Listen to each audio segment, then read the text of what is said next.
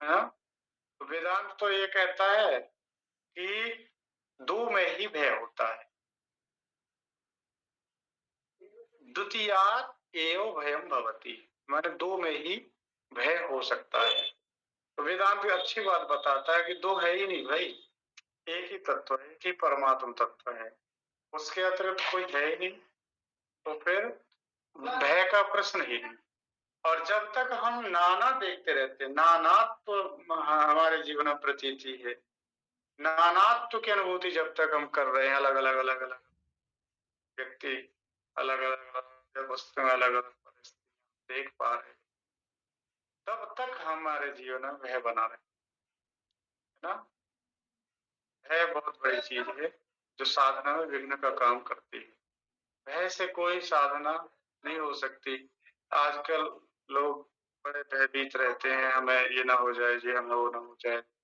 अनेक रोगों का भय है, अनेक लोगों का भी भय है, और अनेक परिस्थितियां मंगल भवन इनसे इनसे हम रहित न हो जाएं। और हमारे जीवन में पद का भी भय है। कोई उच्च पद मिला है हमें, या सरकारी या और अन्य, तो उनके छिन जाने का भी भय रहता है हमारे जीवन। भय की अनेक कैटेगरी है, और उन्होंने तो भर्तृहरि ने तो भय का एक अलग ही श्लोक बनाया। उन्होंने कहा, भूखे रोग भयम कुले च्युते भयम वृत्ते नपाला भयम इत्यादि, जो बताया कि भोगे रोग भय, यदि आप ज्यादा भोग करोगे, उपभोग करोगे, यदि आप ज्यादा भोगों को भोगेंगे, भोगों का सेवन करेंगे, तो क्या होता है उससे? कहते हैं भोगे रोग भयम। भोगों से भाई एक ही चीज हाथ लगती है, वह है रोग। भोगे रोग भयम। और यदि आप भोगों को भोगेंगे तो निश्चित ही रोगी हो जाएंगे। इसलिए हमारे शास्त्रों में, उपनिषदों में ये कहा, भोग भी उपयोग के लिए होना चाहिए। भोग की निंदा नहीं की गई हमारे यहाँ। हमारे यहाँ ये कहा गया, तेन त्यक्तेन भुंजी था, त्याग पूर्वक आप भोगे।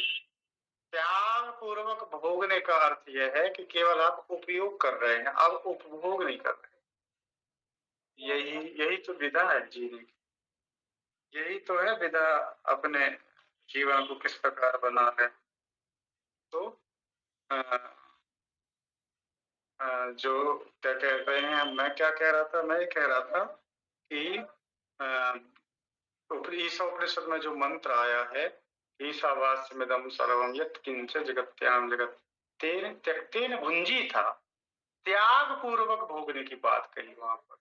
तेन त्यक्तेन भुंजी था, क्योंकि क्या है, ये जब हमारे जीवन में यह पता चल जाए कि सब कुछ परमात्मा का तो है, सब ठाकुर जी का ही है, ठाकुर जी का दिया हुआ प्रसाद। तो जब यह बुद्धि आ जाती है कि यह प्रसाद है, तो प्रसाद में भोग बुद्धि नहीं रह जाती, है ना?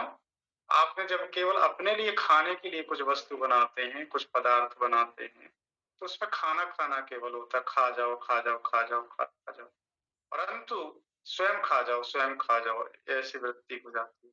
और जब हम किसी वस्तु को इस निमित्त से बनाते हैं कि ठाकुर जी को भोग लगेगा, ठाकुर जी को भोग लगाएंगे, और जब भोग लगा करके आप प्रसाद उसे मान लेते हैं कि ये प्रसाद है, प्रसाद स्वीकार कर लेते हैं, तो क्या होता है, फिर आप स्वयं अकेले नहीं खाते उसको, फिर आप अकेले ना खा करके दूसरों को बांट करके खाते हैं। बांट करके, बांटने का अर्थ यह है कि अब उसमें स्वार्थ बुद्धि नहीं रही, अब उसमें सबके हित की भावना आ गई, सबका कल्याण होगा, इसको थोड़ा थोड़ा करके सबको दे दो, सबका कल्याण। दूसरों के जो कल्याण की भावना आ जाती है ना कोई किसी भी चीज में, तो उसमें फिर ये होता है कि अब उसे भोग वृत्ति नहीं रह पाती, फिर उसमें प्रसाद बुद्धि हो जाती। गीता इसी चीज को कहती है, स्पष्ट करती हुए कहती है कि प्रसादे सर्व सर्व दुखा। जीवन से यदि दुख समाप्त करना है, तो और कोई चीज नहीं है दुख समाप्त करने के लिए। वह वह एक ही चीज है, वह है प्रसाद।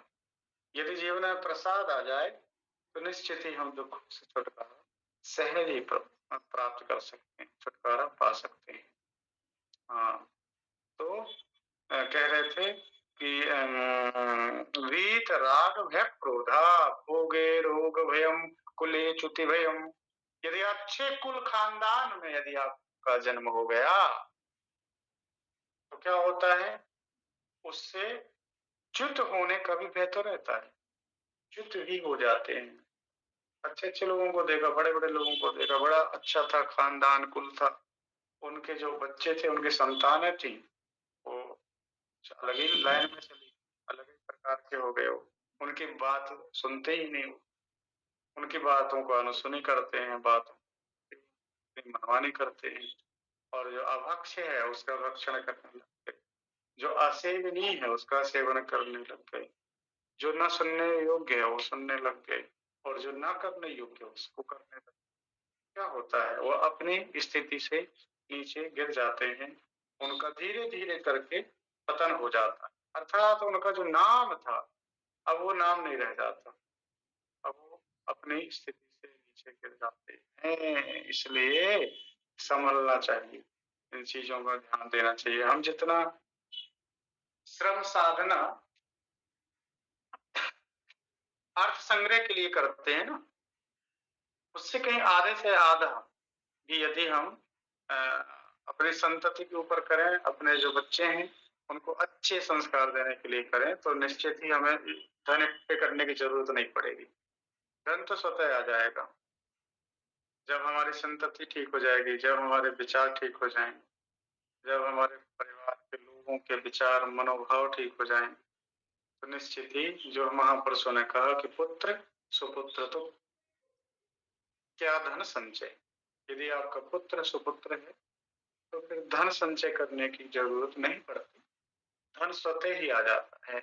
और पुत्र कुपुत्र तो क्या धन संचय। यदि आपका पुत्र कुपुत्र है तब भी आपको धन संचय करने की जरूरत नहीं है, क्योंकि आप जो भी धन एकत्रित करेंगे वो आपका पुत्र पुत्र तो नहीं रहा, अब कुपुत्र हो गया है। वो धन को जो आपने एकत्रित किया था उसको व्यर्थ में ही खो देगा, नष्ट कर देगा और आपको दुखी कर देगा।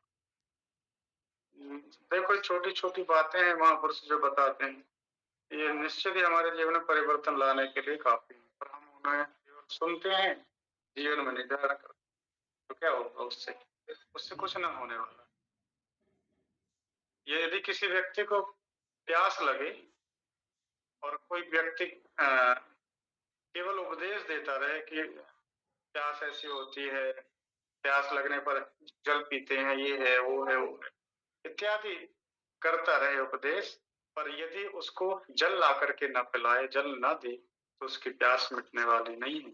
इसी प्रकार जो शास्त्र हैं, शास्त्र की केवल बात सुनने मात्र से काम नहीं चलता है, शास्त्रों की बात के अनुसार हमारा जीवन जब होने लग जाता है तो ही हमको विशेष लाभ मिल पाता। आप लोगों को आवाज आ रही है मेरी? जी जी आ रही है। तो यही कहा कि दुखेशु अनंत विघ्नमना सुखेशु विगत स्पृहा वीत राग भय क्रोधा।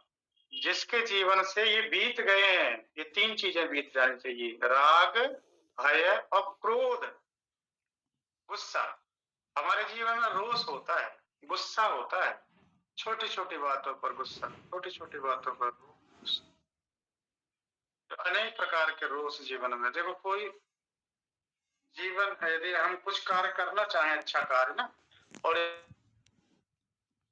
गुस्सा है तो वो कार्य ठीक नहीं हो पाते। नहीं कहते थोड़ा शांत स्वभाव से करो, ठीक ठाक मन को स्थिर करके काम करो तो ही काम हो पाएगा। हाँ, तो ये कहा कि वीत राग व क्रोधा, जिसके जीवन से तीनों चीज निकल बीत चुकी हैं, निकल चुकी हैं, राग भी नहीं रहा, राग से रहित हो गया, और उसके जीवन में भय भी नहीं रहा। भय इसलिए नहीं रहा कि दूसरा कोई है ही नहीं अब, सिवा ठाकुर के जहां देखता हूँ वहां तू ही तू है, ना कुछ जुस्तजू है ना कुछ आरजू है। बसा राम मुझ में अब मैं राम में हूँ, न एक है न दो है सदा तू ही तू है।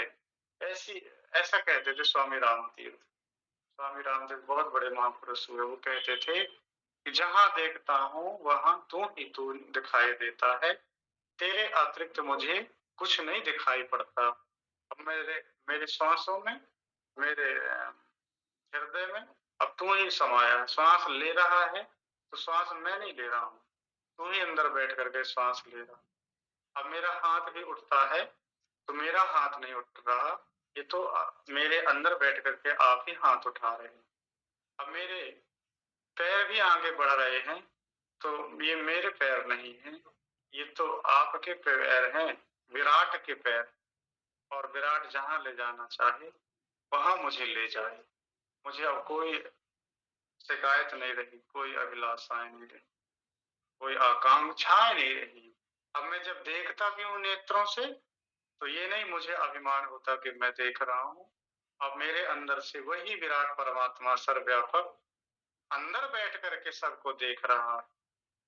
अब मैं जब सुगंधी ले रहा हूँ तो मुझे ये अभिमान नहीं होता कि मैं सुगंधी ले रहा हूँ, अब वही अंदर बैठ करके सुगंधी लेता है। अब मैं भोजन जब करता हूँ तो भोजन केवल मैं नहीं कर रहा, वही विराट परमात्मा मेरे अंदर बैठ करके ले रहा।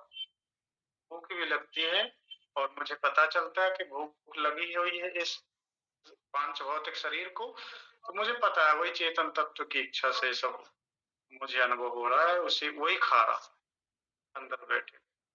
तो जो कुछ भी हो रहा है, सुन रहा है, उठ रहा है, बैठ जा रहा है, बोल रहा है, वस्तुतः उसी की प्रेरणा से मैं बोल रहा हूँ।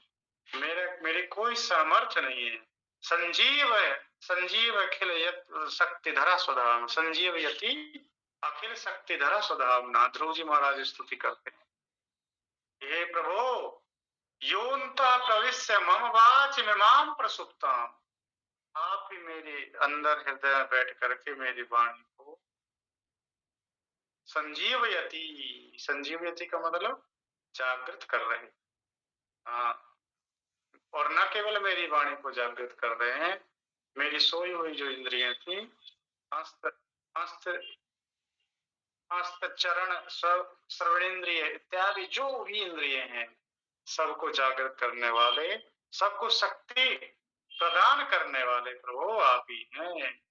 मेरा इसमें कोई अभिमान नहीं है कि मैं आपकी स्तुति कर रहा हूँ। मैं तो अनभिज्ञ था, कुछ जान नहीं पा रहा था, आपने ही मेरी सोई हुई वाणी को जगा दिया। ये तो जब ये आभास हो जाए कि सब कुछ परमात्मा ही कर रहे हैं, तो फिर जीवन से अभिमान विदा हो जाते हैं, अभिमान नहीं रह जाता।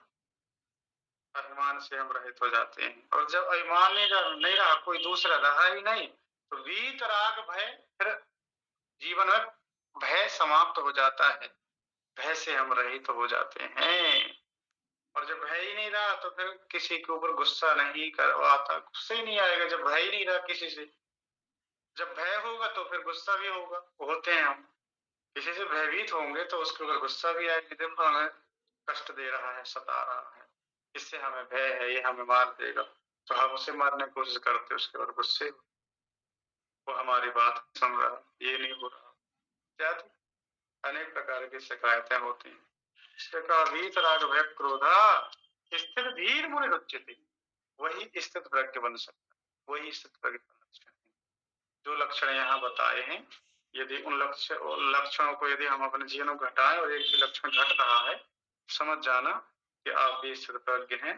और स्थिर धीर मुनि रुच्यते, यहाँ पर मुनि शब्द का अर्थ है मंतारा मुनिया वेद शास्त्र तत्व अवगंतारा। मंतारा मुनिया अर्थात जो मननशील हैं, जो वेद शास्त्रों की न केवल अनुपूर्वी का ज्ञान है जिन्हें, अनुपूर्वी का अर्थ होता है ये जो शब्दात्मक रूप में जो शास्त्र हैं उनका तो ज्ञान है ही, पर इनका ज्ञान होने के बावजूद जो इनके वास्तविक तत्व को भी जो जान रहा, वेद शास्त्र तत्व अवगंतारः